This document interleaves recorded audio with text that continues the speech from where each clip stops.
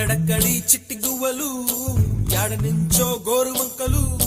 college campus లో నా నాట్యం చేసేనే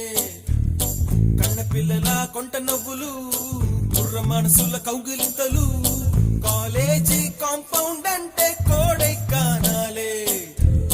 కోర్సు ముగిసే రోజు వరకు తుల్లిపడిన కుర్ర ఎదలో కన్నీరే ఉండేదంట దేవుడే సాక్షి స్నేహితులు